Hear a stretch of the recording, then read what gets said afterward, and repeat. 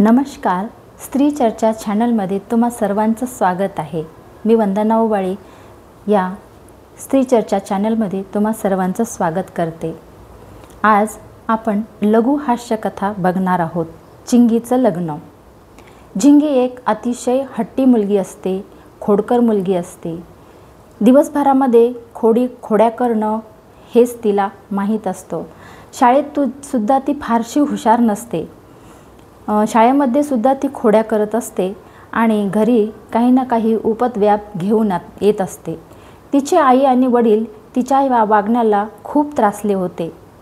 शेवटी सर्वांनी मिळून झिंगीचं लग्न करायचं ठरवलं आणि सगळ्यांनी शोधाशोध करायला सुरुवात सुद्धा केली। पण झिंगीची उंची कमी असल्यामुळे झिंगीला फारसे पाहुणे पाहायला येत नव्हते आणि आले तरी ते पसंत करत नव्हते। आता काय करावे सर्वांसमोर प्रश्न पडला आणि शेवटी एक स्थळ असं आलं की त्यांनी झिंगीला पसंत सुद्धा केलं। तिची उंची कमी असल्यामुळेच की काय तिचं नाव झिंगी पडलेलं होतं। नवरा मुलगा तसा दिसायला देखणा होता, परंतु कानाने बहिरा होता। परंतु तो बहिरा आहे म्हणून सर्वांना आनंद झाला, कारण झिंगीने शिव्या दिल्या, टोमणे मारले तर त्याला काहीही समजणार नाही या एकाच कारणामुळे सर्वजण आनंदी होते। शेवटी लग्नाची तयारी सुरू झाली। मंडप टाकण्यात आला, वऱ्हाडी मंडळी आली, निमंत्रित पाहुणे आले आणि थाटामाटामध्ये झिंगीच्या लग्नाची सुरुवात झाली। झिंगी फार आनंदात होती, कारण नवीन कपडे, नवीन दागिने हे तिला आज भेटणार होते, त्यामुळे ती फार आनंदी होती। लग्न मंडपामध्ये वऱ्हाडी मंडळी बसली। त्याच्यानंतर झिंगी आपल्या मैत्रिणीसोबत करवल्यांच्या घोळक्यामध्ये मंडपामध्ये आली। नवरी बघण्यासाठी वऱ्हाडी मंडळी अत्यंत आतुरतेने तिची वाट बघत होते, पण वऱ्हाडी मंडळींना नवरी काही दिसेना। माना उंच उंच करून ते सर्व बघत होते, तरीसुद्धा त्यांना नवरी दिसेना। झिंगी आपल्या करवल्यासोबत स्टेजवर गेली। नवरा मुलगासुद्धा हातात वरमाला घेऊन उभाच होता। नंतर अंतरपाट धरण्यात आला। नवरदेव जेव्हा बघत होता तेव्हा त्याला नवरी दिसत नव्हती। तो सुद्धा कावरा बावरा इकडे तिकडे बघत होता आणि हे जेव्हा स्टेजवर असलेल्या मंडळींच्या लक्षात आले तेव्हा मात्र त्यांनी एक युक्ती केली। नवरीचा मामा पुढे झाला, नवरीला खांद्यावर बसवले आणि शेवटी झिंगीचे लग्न लागले।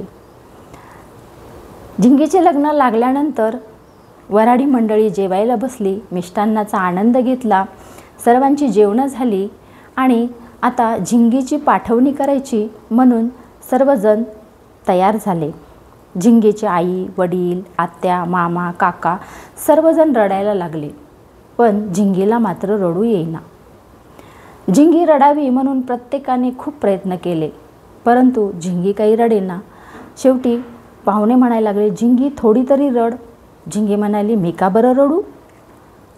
मग मामीला एक युक्ती सुचली। मामी स्वयंपाकघरात गेली, तिने कांदे चिरले, कुटले, त्याचा रस काढला आणि एका रुमालावर तो टाकला आणि आली आणि झिंगीच्या डोळ्याला जोरात तो रुमाल पुसला। तसं झिंगीच्या डोळ्याची आग व्हायला सुरुवात झाली।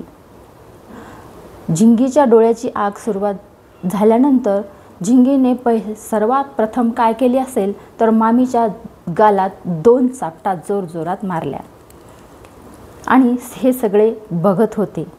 झिंगीचे आई, वडील, काका, काकू तरीसुद्धा ते गप्प बसले, कारण ते बघत होते की झिंगीच्या डोळ्यातून आता पाणी यायला लागले होते आणि या कारणामुळे ते खूप खुश होते। आणि मामीसुद्धा 2 चापटा खाल्ल्या तरी त्या गप्पच होत्या, कारण की त्यांनासुद्धा असं वाटत होतं की झिंगीच्या डोळ्यात काही का होईना पाणी आलं आणि झिंगीच्या डोळ्यातून अश्रुधारा वाहायला लागल्या।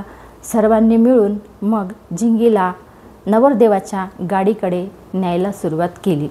झिंगी रडू लागली, डोळ्यातून अश्रू गळू लागले, सोबत सर्व माहेरची वऱ्हाडी रडू लागली। नवरदेवाच्या गाडीजवळ तिला उभं केलं आणि झिंगी आता जोरजोरातच रडू लागली। सासरची मंडळी तिथं उभी होती। त्यांना वाटलं मुलगी किती हळवी आहे म्हणून रडत आहे आणि त्यांच्यासुद्धा डोळ्यात पाणी यायला लागलं. शेवटी झिंगी जोरजोरात रडत रडत गाडीमध्ये नवरदेवाच्या बसली आणि तिची पाठवणी सर्वांनी अशा प्रकारे केली. मामी मात्र आत्ताही गालाला हात लावून होती आणि सर्व झिंगीचे आई वडील काका काकू तिला पाहून मात्र हसत होते की झिंगीने चांगला धडा दिला म्हणून. अशा प्रकारे झिंगीचे लग्न झाले. नमस्कार. चॅनल नवीन आहे तरी चॅनलला लाईक आणि सबस्क्राईब नक्की करा.